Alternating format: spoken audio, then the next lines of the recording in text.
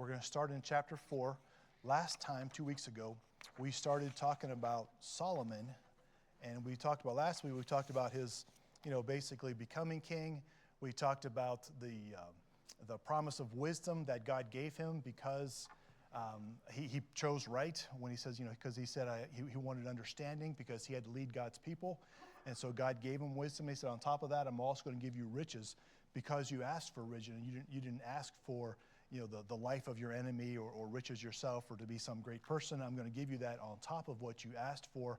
But he put a condition on it, as long as you put me first, essentially. He says, as long as you honor me and you put me first, then I will give you these great things. And this week we are going to look at those great things that God gave him. So this week we're going to look at the things that he accomplished as king. So this is basically Solomon as king or Solomon's reign, however you want to say it. But that's what we're going to talk about this week. And then next week, we're going to talk about the other half of it, when things go bad. It's kind of one of those good news, bad news things. This week is the good news. Next week is the bad news. So we'll talk about that. And some of the things that we mentioned this week, we will probably mention again next week, just because it kind of led to the downfall. And I'll point some of those out as we go through this. But let's pray, and then we'll get started. Father, I'm so thankful for this time we have just being in your house this morning, God, and I just pray that you just be with us, Lord. Just help us to understand your word, dear God. Help us to see the things that we should be seeing in your word today, Father. Help us to find those little indications to Solomon, dear God, and from Solomon, the things that we should be aware of in our own lives as we look at this. And I pray that you be with Pastor in the next room, Father. Just be with him, allow him to speak to hearts, dear God. I pray that that'll be just very profitable for those young people, dear God, the things that he's teaching them. And I pray you just be with us now. In Jesus' name I pray. Amen. All right, so we're going to be in 1 Kings chapter 4.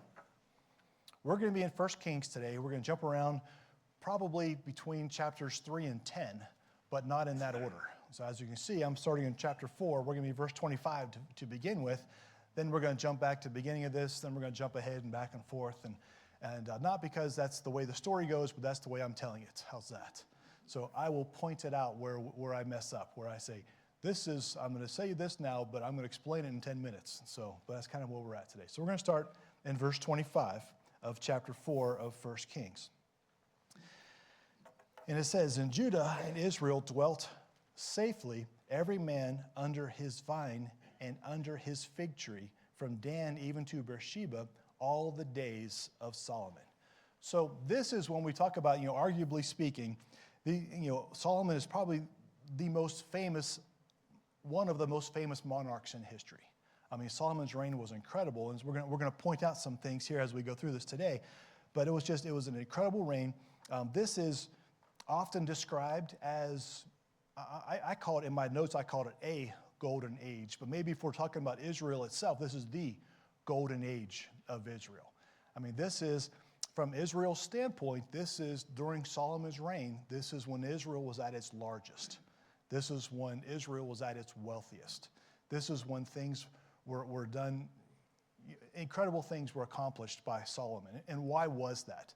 Well, if you go back a few years, Saul, you remember the kingdom was divided. We had the times of the judges, there was wars, there was people coming in. It was just a lot of back and forth time during the judges.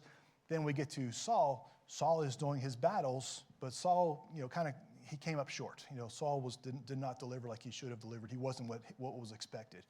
David comes in. David was a man of war. He was what they called a bloody king because of all his battles. And so David was basically establishing the boundaries of Israel during his reign.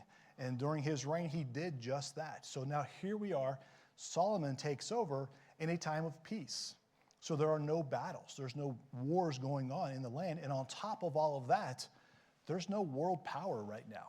I mean, Egypt is in decline. Syria is in decline. So there's no way that's stepping up as the known power of the world. So this is a perfect time for peace treaties, for trade agreements, because everybody is getting along, because everybody's a little bit afraid of everybody because they're all kind of equal at this point. There's nobody that's stronger than someone else. And so as we go through this, we'll look at some of the things that Solomon did, some of the agreements that he made, and some of the rules some of the things that he put together. That we're going to look at his buildings and stuff like that as we go through this. But this symbolizes a period where each individual enjoyed personal space and resources. Like it says here, every man under his vine and under his fig tree. Everybody had prosperity. Everybody was doing well. Because of the peace in the area, they're able to focus on themselves. They're able to focus on the area that they have around them, the land that they have. So Solomon was able to focus his attention on the building projects that we're going to talk about here this morning. So the things that he accomplished during that time and the economic and diplomatic pursuits that he had. So we're looking from a time frame here, we're looking at, it's an approximate number, about 970 to 930 BC. You'll see a lot of these things this is a 10th century BC type thing. This is kind of what we're talking about, this area. So as we go through this, we're going to kind of explain some things that he did. Let's jump back a few verses, and you can kind of see one of the things that he did that I scratched my head on, but I'm going to explain why he did it. Go back to verse 7.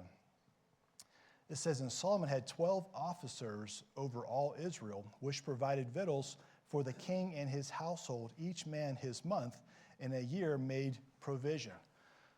We already know that there are 12 tribes of Israel, right? And we know how they're broken out. If you guys have maps in your Bibles, you can see how they're broken out. So there's 12 different tribes. Each one has representation. What Solomon did is he broke up the kingdom into 12 provinces that did not match the 12 tribes. Why? Well, I think the obvious answer is we know all the tribes were different sizes, right? Some had larger geographic areas. Some had larger population areas than others. Remember, just if you go back to, we mentioned King Saul a minute ago, if you go back to that, he was from the tribe of Benjamin, which is said to be the smallest of the tribes. So what Solomon did was he divided up these provinces equally. Then each of these provinces had to provide for the king, because the king didn't take a salary because he doesn't have a real job, right? So what they did was each province was going to supply for the king and the king's household every month. So each month they rotated, and you got somebody different. So this month is this province, the next month is a different province. That's kind of how he broke it up. So just from a standpoint of an outsider looking in, and I said I was going to do this throughout this, if we hint toward next week, do you think this caused a little bit of friction with people? Now I'm combined with this other tribe, or now there's 3 tribes in the one, and I don't like that other tribe. Or something. You can see where friction may have started with this first thing that he did when he divided up things to try to make more economically stable, his area. So that's the first thing that he did. He kind of divided some things up. And if you go down to, I'll drop down to verse 21, it kind of shows the boundaries. And if you guys have Bible maps, this is the time to look at them.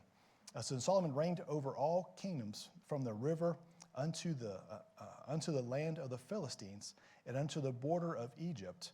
They brought presents and served Solomon all the days of his life. And then go down to verse 24. And it says, and he had dominion over all the region on this side of the river from Tifsa even to Azza, over all the kings on this side of the river.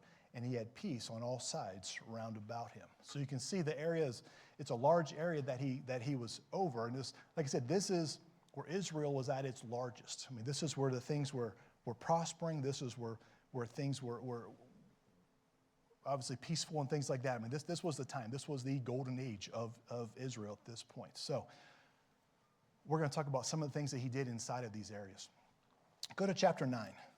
Like I said, we're going to be jumping around. We're skipping some chapters, and I'll refer to some other things. But go to chapter 9 and verse 15. How many of you guys watch those lost cities or lost treasures? Things are on TV, those specials, Lost City. I watch all of those. Lost cities, lost treasures, drain the oceans, unearthed. I watch all of those things. I'm going to talk about some of those things right here, because these are some of the things that Solomon did and the things that he built. So here it's going to list off these cities that he built. Then I'm going to tell you about the excavations of some of those cities and what they found inside of them. It's kind of interesting. So starting in verse 15 of chapter 9, it says, and this is the reason for the levy.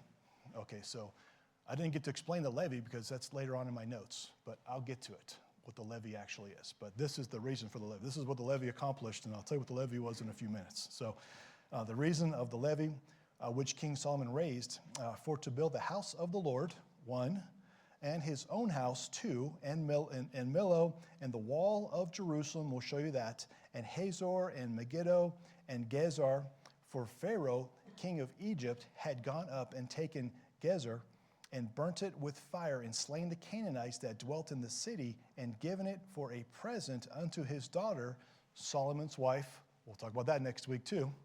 And Solomon built Gezer and Beth Horon, the nether, and Baalath and Tadmor in the wilderness in the land. And it goes on. Let's read one more verse. And all the cities of store that Solomon had, the cities for his chariots and cities for his horsemen, and that which Solomon desired to build in Jerusalem and in Lebanon and in all the land of his dominion. So these are the cities that he built. He built Hazor, he built Megiddo, he built Gezer, he built Beth Horon, he built Baalath, he built Tadmor. The cities were built for storage, for his defense, for his armies, for the chariots.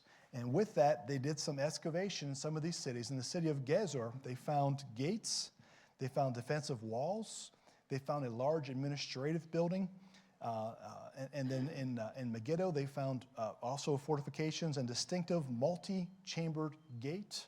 They found stables of housing, for housing 450 horses and 150 chariots. This is just in Megiddo. In Hazor, they found similar gate structure, same fortifications. They also found similar groups of stables, same types of things. Jerusalem, they found excavations that uncovered massive walls and a large royal complex that was attributed to Solomon. So these things they found in their excavations, and they're dating them back to Solomon's period. So you can see the great things that he built, the great things that he was able to accomplish during this time. Go back to chapter 7. This is what I was just talking about, chapter 7, verse 1. But Solomon was building his own house 13 years, and he finished all his house. So you can see he built his own house, and it took him 13 years to build it. In a few minutes, we're going to start talking about the temple, and the temple took 7 years. But it's just kind of interesting, the contrast there, and what Solomon did for himself versus what he did for God. But here, his own house took him 13 years to build it. We don't get a lot of details about how it was set up. But then if you go back to chapter 3 and verse 1, this is the wall of Jerusalem. And Solomon made affinity with Pharaoh, king of Egypt, and took Pharaoh's daughter and brought her into the city of David until he had made an end of the building of his own house and the house of the Lord and the wall of Jerusalem round about. So this is the same wall that Nehemiah later rebuilt. This is that wall of Jerusalem, and Solomon is the one that built it. Interesting, because this is one of those things you would have expected David to build, right? Because he's a man of war, man of defense. He didn't. So Solomon builds this wall around Jerusalem. So he has that wall of Jerusalem. He built his own house. We know he built the temple. We'll get to here in just a little while. And I mentioned a minute ago, during this time there was not a world power. There wasn't anybody that was like an Egypt or Assyria. I mean, all those things were in decline right now. So it was an even time for everybody. So this is when everybody established all their trade agreements and these trade routes and things like that. And this is when, some of the trade they talked about is, when you read these different books about this time period, they talk about the trade by camel, using camel for trading. It's interesting because it acts like this time period here around the 10th century, 10th century BC, this is when they're talking about, this is when camel trade started. I don't know that for a fact, but these books that I read, a couple different ones pointed to that. Like this is when they discovered that they could put a bunch of stuff on camels to haul around. I struggle with this because if you go back to Genesis, remember when Abraham was trying to get a wife for his son, and he sent out the camels with goods. So to me, that's where it started. But anyway, so it's just interesting when you read these things, people give credit to the wrong places. But I appreciate them recognizing the fact that the camels were used for trade, but this is not when it started. It started long before this. Anyway, so just be careful when you read stuff. All right, just because you read it, just because somebody wrote it down doesn't mean it's true. So just be very careful when you're studying. But anyway, so they had trade. They used, he had stuff by sea. He had stuff, he was trading with Sidon and Tyre. He had ships. He made an agreement with king of Tyre, Hiram. And this king of Tyre loaned the ships, the naval ships, to Solomon for his trade. So chances are he got a cut of it as well. But Solomon had trade all over the then known world. I mean, there are accounts of him going to Spain for silver. He went to other places we're going to read here in a few minutes, for his trades in gold. We know he got the trees from Lebanon, the cedar trees. There's some other things that he got too, as we're going to read here in just a minute, that he did with with his trading. He traded in iron and copper. And the southern part of his kingdom, and probably a little bit below maybe where the actual line for Israel is, there were mines down there. There were copper mines down there. And so he got copper out of that. There was iron deposits in that area that he was able to trade. So these are some things that he was able to find just in his area. His trade went from Mesopotamia to Arabia, that area, down the Red Sea. If you've seen it, this is where I should have had maps, I guess. If you look at a map of the Red Sea, you guys know how the top of the Red Sea comes down and it spills out into a gulf on the bottom there. On the lower part of the Red Sea, this is where Sheba is in that area. This is where, what's the other place? It'll come to, but there's another place down there where he traded down there in the bottom of the Red Sea. So he had ships going back and forth there, gathering things. Some of those times he was gathering materials for his buildings. Sometimes he was just gathering wealth and riches and things like that. And so let's look at some of the things that he was gathering. Go back to chapter 9.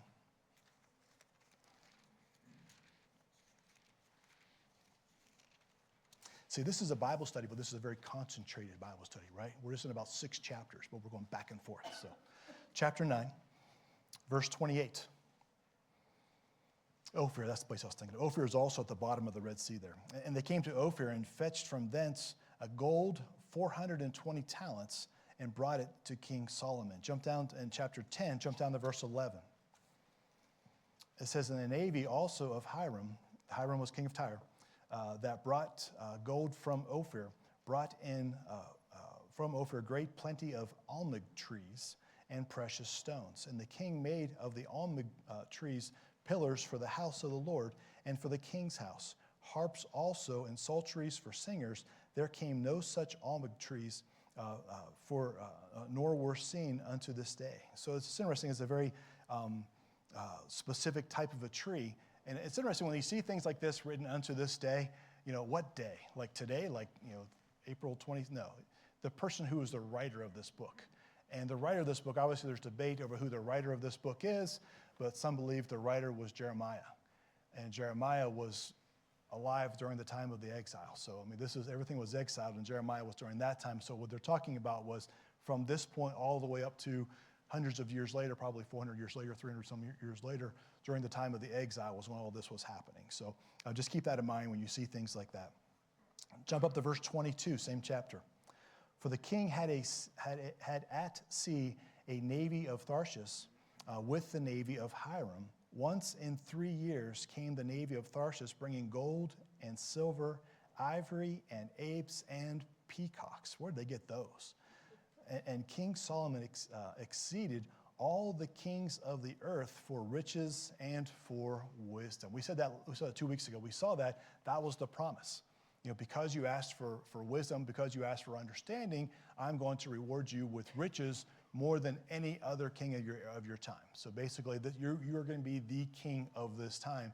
You're going to be the one that has everything. And so here's an example of it, he made it. It happened. This is the high point. This is the pinnacle of his reign. He's got all of these things. And you see the things he brought in, and just from our knowledge of where things are, where things come from, the things that he was able to bring in, when it talks about apes and peacocks, where did those come from? Not in Israel. So probably somewhere down in Africa, they're making these trades, to bring these things in. So you can see these different animals that he brought in to keep around the palace, keep around his place, have peacocks walking around the city. I don't know. But you can kind of see these things that he brought in just to kind of show his glory, his reach, and the things he could get to. When he's bringing in gold and silver and all these precious types of metals, for the building material, for the decorations of things. So, and all these things are going on. What's interesting here, and I'm going to fast forward, and this isn't in my notes, I just thought of this. Remember when Jesus said that the temple is going to be torn down and there won't be, 2 bricks or 2 stones left together. It's going to be broken apart that much. The belief was that when Solomon built the temple, there was gold in the concrete. It's probably just to bring that glow, that shine to it. Well, the problem was, by the time Jesus' time was, that temple was already destroyed. It was rebuilt, so there wasn't gold in there. But I think people were still under the premise of, there's gold in that. And there was originally, but there wasn't at that point in time when the temple was destroyed back, in the first century AD, we'll call it, when they knocked all the bricks apart, looking for gold. There wasn't there then. Anyway, that was a side note. That was free. Moving right along. So you can see here from the areas that he went to, the Red Sea to Tadmor. Tadmor was a present-day Palmyra.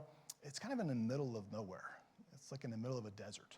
It's just interesting that they referenced that. From the Red Sea all the way to Tadmor, which was nowhere. So, but basically, I think they're just trying to say they probably had these caravans that went up into the landlocked cities, because it's not a coastal town. So they're probably saying it went up into that landlocked city, and that's where things would maybe gather in these areas, maybe the warehouses and stuff in those areas. So those are some of the buildings that were mentioned, some of the buildings that he did. We looked at some of the archaeological finds of some of those buildings. Let's look at probably the most famous thing he did. And let's go back to chapter 5. And this is the temple.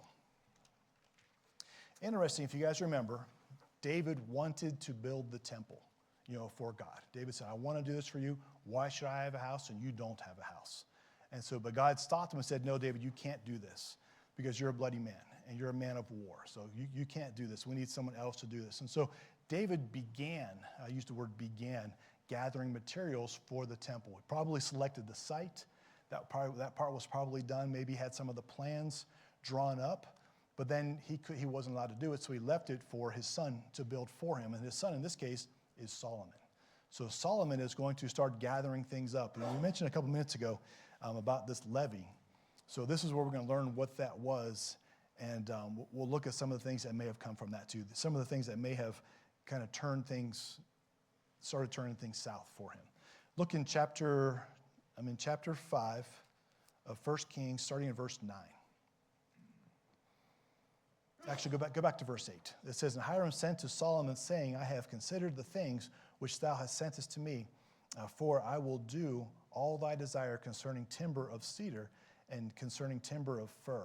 My servants shall bring them down from Lebanon unto the sea, and I will convey them by sea in floats unto the place that thou shalt appoint me, and will cause them to discharge there, and thou shalt receive them, and thou shalt accomplish my desire in giving food for my household. So Hiram gave Solomon cedar trees and fir trees according to all his desire, and Solomon gave Hiram 20,000 measures of wheat for food to his household, and 20 measures of pure oil. Thus gave Solomon to Hiram year by year.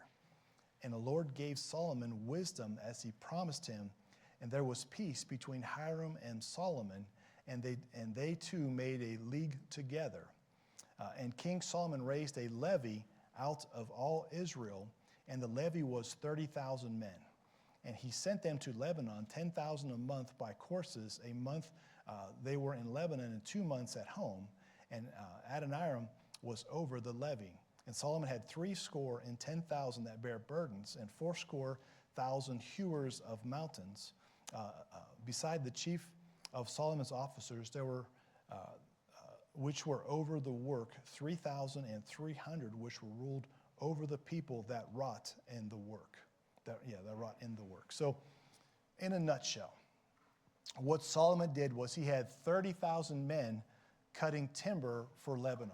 And what he did was he divided it up. You saw in the scripture there, he had 10,000 go into Lebanon and 20,000 stayed at home, probably unloading the ships and trimming things up so they could use them to build. Then they would rotate. Every month, 10,000 that 10,000 would come back, and a different 10,000 would go over there, and so forth. And but it's interesting. That's why he calls this a levy. And if you go back, and I don't have the verse marked, it's in. I want to say it's in 1 Samuel. When the people were asking for a king, and Samuel said, you don't want a king, you've got God, you don't need a king. The people said, yes, we want a king. And Samuel said, if you get a king, this is what he's going to do. He's going to take your sons and he's going to put them in the army.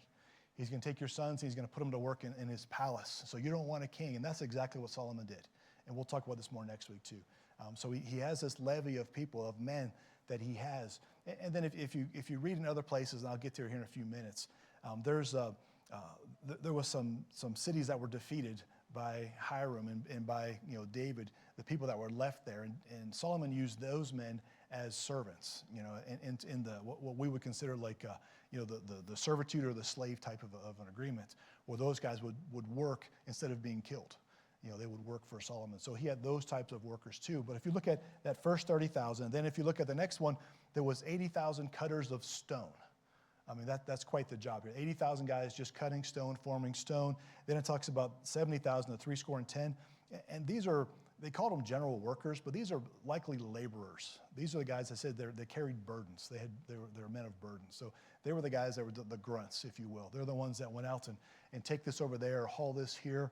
They didn't have that trade like the timber cutters or the craftsmen, the stone cutters had, but they were the guys that were the general laborers, carry this around and do things like that. Then it mentions the leaders to oversee the work, 3,300. This was likely divided up among all the groups, and it's very possible that each group of 10,000 had a group of supervisors with them that traveled with them. So they went over to Lebanon and back into Israel as well. So they kind of rotated with everybody else. And so you can see this huge workforce that he has doing nothing but building. We also know earlier on when he talks about his defenses, he had all these chariots and all these horsemen. This is similar. We're going to talk about that again in a minute too. But he had all these things going on as well. And then the things that were imported, the gold, the silver, other precious metals were all imported, from all over the world in these ships, sometimes in the different caravans. So all these things were happening at the same time. The duration for this endeavor here, just for building the temple I mentioned a minute ago, was 7 years. It took 7 years to complete the temple. What's interesting, when we look at the size of it, jump down to chapter 6 and verse 2, and it explains the size of it. And it says, verse 2, it says, "In the house which King Solomon built for the Lord, the length thereof was 80 cubits, and the breadth was 20 cubits, and the height of it 30 cubits. So essentially, in our numbers, 90 feet by 30 feet by 45 feet high. It's not a very big building. From that standpoint, it isn't very large. And if you remember from a few weeks ago when Pastor was talking about, the tabernacle was not a very big building either. It had a function, and it had to do these certain functions. And the temple was the same thing. It was basically the temple was the replacement for the tabernacle, had to do those same functions, so it just had to be able to house those specific things. So it didn't have to be huge. It didn't have to be this huge cathedral that we see in churches today. I mean, there wasn't a reason for it, because it's not to house all these people. It was to perform certain tasks. So those tasks matched. Now, the material that was used to build it, those things were incredible. I mean, the gold things, the silver, the special trees that they brought in, the wood that they brought in from these other areas, that was the beautiful part of it. That was we'll call it the craftsmanship, the workmanship of it was what mattered. Those were the things that were very important to it. So, and this is what I'm talking about. We're going to point toward next week with a lot of things here. The temple was a noble endeavor. However, because of all these labor that was kind of forced upon it, and all the money that was spent, to gain this, it created some animosity among the people. And if you remember, fast forward here a few years, when Solomon dies, and the next one, Rehoboam was going to take over, and the people went to Rehoboam and said, "You know what? Ease up on the taxes, ease up on the things you want us to do, because you're killing us here. We had lands of plenty, in the early part of Solomon's reign, but as time continued, we had less and less. So we're asking you to lighten up on things." You remember Rehoboam said, "No, I'm going to double it up," basically. He said, not even close. We're going to make it worse. And that's kind of what led to the split of the country, because of this, the taxes and the forced labor and things like that. And if you think about the forced labor, now this is past all these guys. Okay, these guys don't remember this, but remember the reason they came out of Egypt? Remember when Moses brought them out of Egypt? Why did he bring them out of Egypt? It was forced. They were slaves, right? They were being forced to work. They're being forced to work on their pyramids and whatever else they were building. So now we have the same type of thing happening here in Solomon's time. And Solomon is the good king. This is where we've got all this prosperity things right here. We've got these great things that are happening. But the reason we're getting all these great things is because they're forcing us to work, and they're forcing us to pay for it ourselves. So those are some things that we're going to look at next week when we start looking at those types of things. So the last thing I want to look at here, we're going to get done early today. Look at this. The last thing I want to look at right here was the accomplishments that he had. So if we look at the next week, we're going to look at these accomplishments and what they did to his personal life. And sometimes when people are at a high, they kind of they lose sight of what's important. And so next week we're gonna look at these things again. Some of these things again we'll look at, and then we'll look at kind of the negative effect of it and the effect that it had on his wife and his family and things like that. So, but let's one more thing we're gonna look at, then we're gonna be done here. Let's look at his armies. Let's go back to chapter 4. I told you we're gonna jump around. In verse 26. It says, and Solomon had 40,000 stalls of horses for his chariots and 12,000 horsemen. Now, it doesn't say where. I don't know if this is just in Jerusalem or if this is spread across those other places, because I mentioned, remember we talked about those other places like in Megiddo and in Gezer and Hazor. They found stables, they found places that could contain, like in Megiddo, I said they could contain 450 horses and 150 chariots. They found it says similar things in Hazor. It doesn't say how big they actually were, how many they could contain, but we know they could spread out. And so if he had in verse 26, if he had 40,000 stalls for horses, and we know in Megiddo and Hazor they could contain 450 horses, that kind of tells you that this is probably spread out throughout his kingdom. This is not just in Jerusalem. But either way, it's not per city. It's still a large number, and couple this with all the men we just said he got for the building, the timber guys, the cutters of wood, the laborers. You include that with all these soldiers now. Now, granted, everybody's got a job, but everybody's got a job. And so they're not able to take care of their families maybe at home with the things that they could grow there, the things that they could establish there. So you can just kind of see here, just from a standpoint of just the kingdom itself. And there are some numbers, and I probably should have wrote those down. In the very beginning, there was, I think it was during the time, I think it was Samuel that mentioned what a king was allowed to do. We'll talk about this next week too, what he was allowed to do, how many people he was allowed to take. Because there was a certain threshold of number. Like if you had, from the different tribes, you were allowed to, there was a percentage of men that could come from those tribes that could serve in the army, that could serve in different aspects of it. We'll talk about that next week when we get into his downfall and how he kind of overstepped on all of these things, where he accumulated things that he shouldn't have accumulated. So we'll talk about that more next week. But right now we can just kind of look at the high point here, and you can see the things that he was able to accomplish and the things that he was able to just show forth from himself with his great riches and his great wisdom. And it says again too, it says, his wisdom was unmatched. His riches were unmatched. So you can see all these things, all these victories that Solomon did. So, and that's what I had. So I finished way earlier than I expected to, but I talk fast. So I know, you're like, not you, Brother Butch. I know. I'm working on it. But any questions on this since we got a few minutes? Solomon is an interesting study. Like I said, just because, we look at him as one of the good kings because of, he put God first. But when we look at this next week, I'm not trying to give away too much of next week, but his heart was far from God when we get into next week. So, but you can see here, right now he's at the pinnacle. He is on top of the world. And then this is where the downfall is going to begin. So with that, let's pray. And then you guys have a few extra minutes. And we'll be back here in about 20 minutes, I guess, today for the next service. Nobody leaves, right? Nobody leaves.